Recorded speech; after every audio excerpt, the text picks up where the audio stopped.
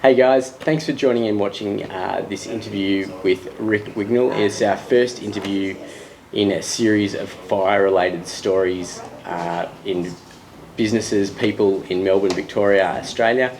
Today, as I mentioned, we've got Rick Wignall here with us, owner of Wignall's Fireplace stores in Abbotsford and Blackburn in Melbourne. So, Rick, thanks for joining us today. You're the first cab off the rank, so Thank you. It's great to be here. So I thought to start things off, the first question, we should go back to where it all started. And at home, when you were a young boy, did you have a fireplace in your house at home? An open fire we had. You did? Yeah. And what suburb was that in? We lived in Baldwin. Yep. So we had a big traditional, it was like a rather old home, and very fond memories of all huddling around in this small room because people from that era often didn't have central heating, you know. Yep. So when we were kids, there was no central heating, very few, electric heaters and that sort of thing. So during winter, I can, vividly remember all crowding around this. So there were 5 kids, mum and dad, all crowding around in this little room.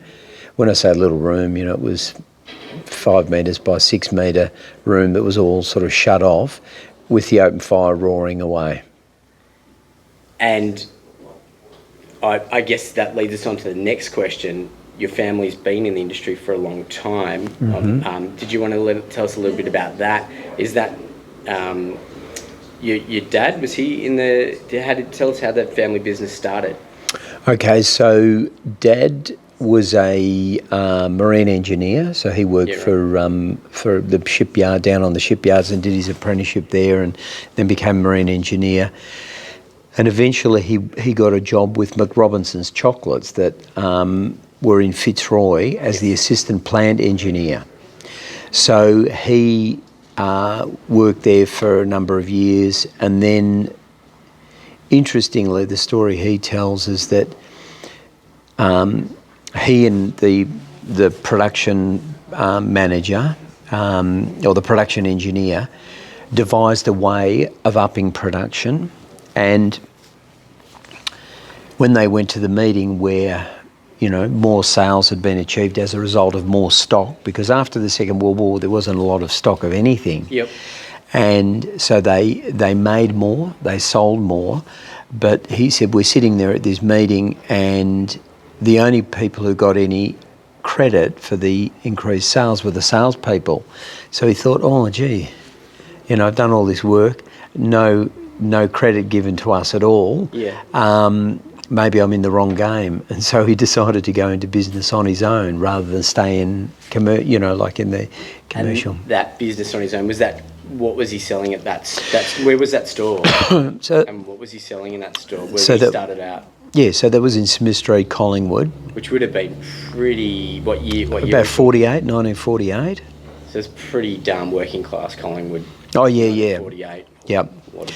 So in Collingwood, there was, that's right. So it was, very much working class. And like everyone had a chimney, everyone had probably an open fire, and everyone had like what they call a little one-fire stove.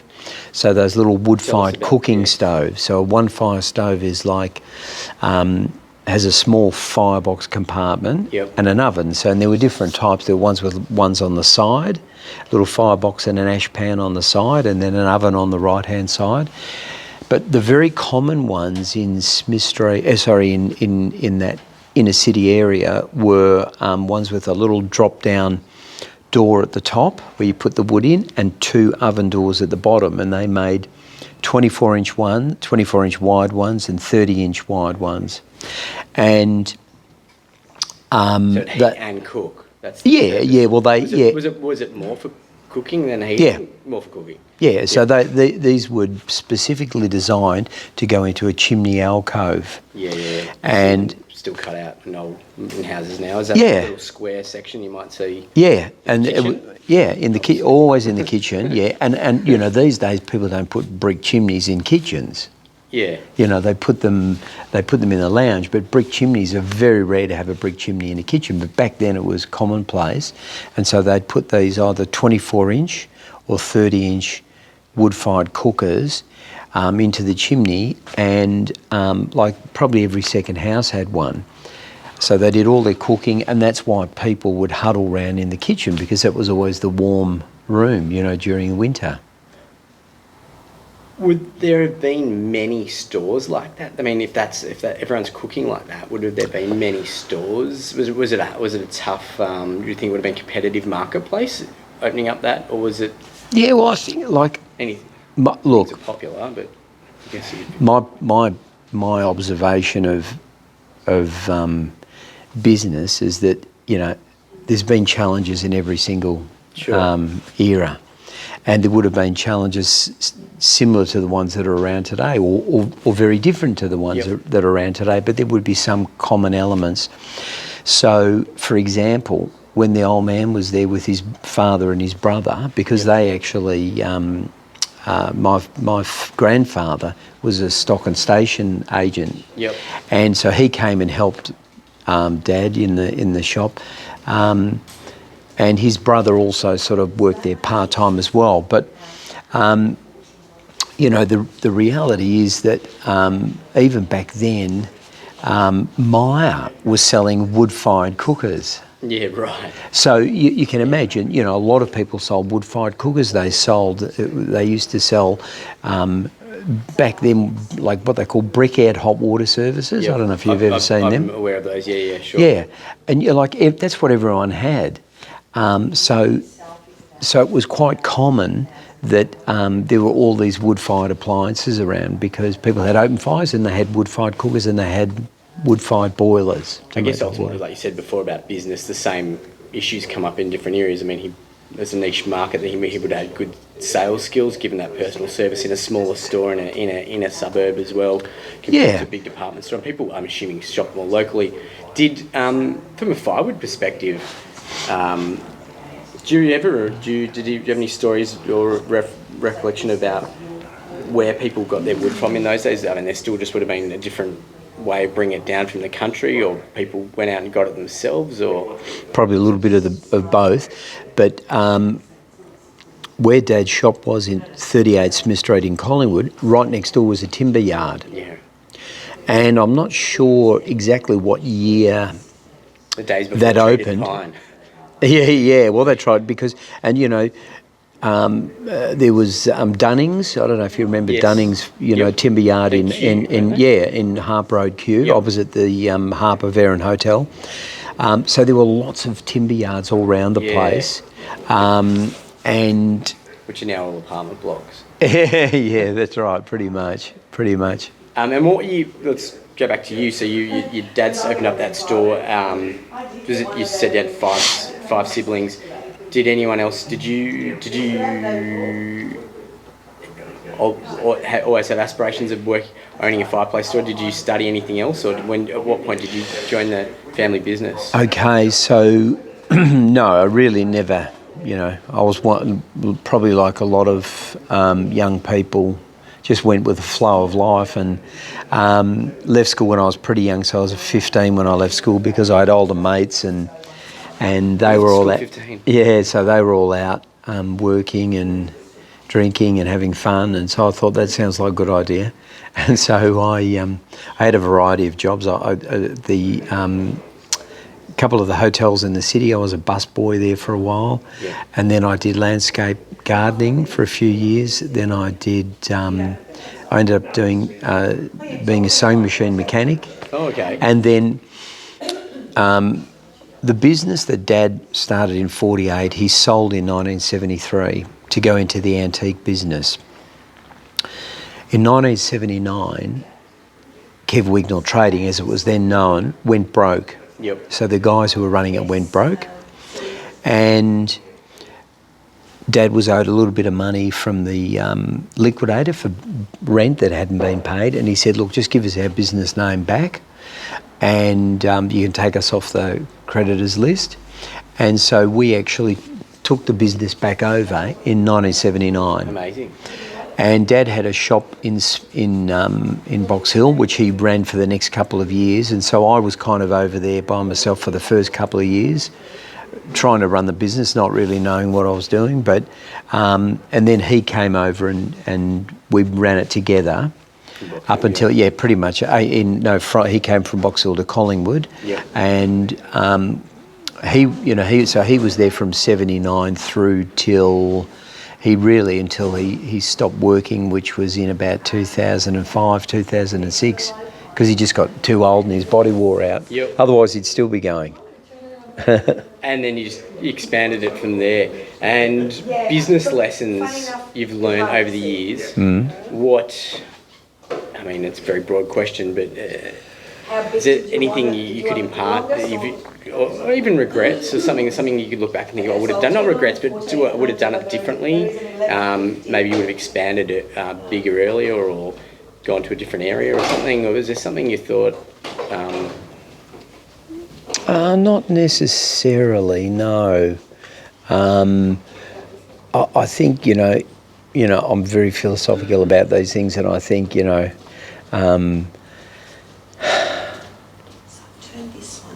possibly. I would have. No, I can't really think of anything, but in particular that I would change. Everything, Your wins and losses. Yeah, and you see, in the early '80s when we started back, what happened was there was everyone had oil-fired heaters, but the oil-fired stuff. What happened, it got very expensive and people were pulling out oil heaters and putting in wood heaters. So what year was that, did you say? Oh, in the early 80s. Early 80s. And that was, kind of saw the rise of the Kunara brand. Yeah, which was originally, I think, an Arrow wood-fired heater. It came from America and they rebranded it here. Were they manufactured? No, in the US. In the US. And then eventually, I think they did them under license here. But that was really a real turning point in Victoria anyway. With wood heaters. That's the only brand I knew as a kid growing up. And it's a brand. It's not, but it's become like a generic term. Term for fireplace. Yeah. Premier is for a juice box or something. Or crayons. Crayons are for crayons. But and are they still Kunara, as I used to pronounce it, Kanara. Kanara. Kunara. But which is an Aboriginal name, I think. Is it? And I can't remember what it means, but is it still a big brand these days? Is it still? Yeah. They're still. They're the shape of the Kunaras are kind of a very traditional square shape, like all those wood burning heaters are. But so. They're still, a very good brand, all made in Australia now by a mob called Shamik out in Croydon. What state in Croydon? Yeah. Yeah. Just ducking back to business, did you have a mentor at all? Or obviously your dad, you subconsciously would have picked up. Oh, yeah, heaps of stuff. Did you have anyone else outside the business that you sort of asked questions to? Yeah, heaps of people. And looking back... he was obviously my greatest mentor because when you're with someone like that day in, day out, and someone who's had a lot of experience, in that particular industry, and also that's what I was saying to you about business. The only thing constant in business is change, like in life, and what you sell one year, you're not necessarily going to sell that the next year. So when I look at the old photos and brochures and everything of what they used to sell, it was very much a changing marketplace, because originally they were selling everything wood-fired, but then of course then if you're not selling enough wood-fired heaters, then you'll get some. So he sold heaps and heaps of Victor lawnmowers, and then he started selling chainsaws. And you go, why would you be selling chainsaws if you're selling wood heaters? But of course, they go hand in hand, So over that period, it changed a lot. So from 1948 to 1980 or 1979. He had all that experience doing lots of different things, so I was able to, learn a lot from him, and then other people who we bought stuff off. Frank Edmonds from R. Edmonds and Sons. He was like an engineer who made hot water tanks. So I learned a lot from him about hydronic heating and hot water tanks and solar. We were doing solar panels and hot water services back in the early '80s. Yeah, right.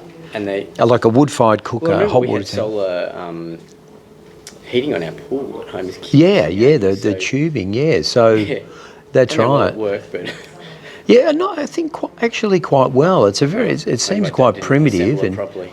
Yeah, that's right. Or didn't service the pump enough. And you've different models. You said before, year by year, these Cheminée Philippe's. Cheminée Philippe's are extremely popular now. The industrial look. Gas versus fire, I'm sure changes and pricing of different, whether it's wood or gas prices going up, people ebbs and flow, but I think ultimately people are drawn back to the natural fire. There's something about being in front of a natural fire that I think will never probably disappear because it's almost in our primitive. DNA, isn't it? Yeah, it really is, and it's, there's nothing quite like, what do they call an open fire or a wood-fired heater or a bush television? Yes. And you sit there and you're mesmerised by it, and really the reality is that it's a renewable. They're planting blue gum forests that can be harvested, in I think probably 6 to 8 years' time for firewood. And of course the other good thing is that the young leaves, which are much more malleable, suck in a lot more of the carbon dioxide. So it's a very sensible cycle in fact, to follow. Most people can't be bothered with wood burning heaters. I'm talking about generally speaking, if you talk about because it's time and effort. Yeah. A lot of people, however, will have it as a supplementary form of heating, which is wonderful because it's a real ritual lighting an open fire. Yeah. I know when I'm out with my kids or now my grandkids, we'll walk around and I'll say, hey, listen, have a look at those little bits of twigs in that. We'll grab them and you break them up and you bring them home, and then you set the fire and then you light the match and hand it to your grandson or granddaughter and say, here, you light the fire, and they sit there and they see the flicker and they feel the heat, and there's nothing like that. Yeah. So conversations are had around fires. Exactly. Like they were when they were cavemen. Exactly. Yeah, it's primitive. It's like you said, it's in our DNA. And I think even architects, to have a high star energy ratings, they include fireplaces. I'm not an expert in that, but because of the renewable energy and and the CSIRO did a big investigation into all the different types. What's the most efficient form of heating, and fire would come up number one. Yeah, right. Because it's a renewable, because it's of the costs and all that sort of thing. So it'll be interesting how to see. I wonder if we had this conversation in 30, 40 years' time, where things will be, because I think renewable energies and solar will become bigger, but ultimately I think people will still want that bush television around and have that fireplace. I think that as much as we may get better, which is a good thing, renewable energies and that may bring down the power costs into people's homes. Firewood's not cheap. Well, when you think of how labour in all the time, I guess, in their homes. No, but when you think of how labour intensive it is to collect wood, it's little wonder that it is the cost that it is. Exactly. But people do supplement that with firewood collection of their own. Like people say, there's someone's chopping a tree down, and they'll say, can I take that wood? And they'll supplement that with other good burning wood. Like, you guys are very careful about the way you purchase and then on-sell the firewood to make sure it's sustainable and that it's dry and all the rest of it. So, my gut feeling is that firewood burning will be around forever. it's a guaranteed heat source that's going to be there, right? And it's renewable, you know. And like I said, when you plant, you know, that's why around power stations you'll see there's thousands and thousands and thousands of eucalyptus that they've planted, because they draw in the carbon dioxide. The saplings draw in the carbon dioxide much better than old growth timber does, because the leaves are harder and less malleable, and they don't draw in as much carbon dioxide, you know. Look, I didn't have too many more questions for today. The future of Wignall's, any big plans? You've obviously opened up this lovely store, which we're in here today. It looks great in Blackburn. Any other?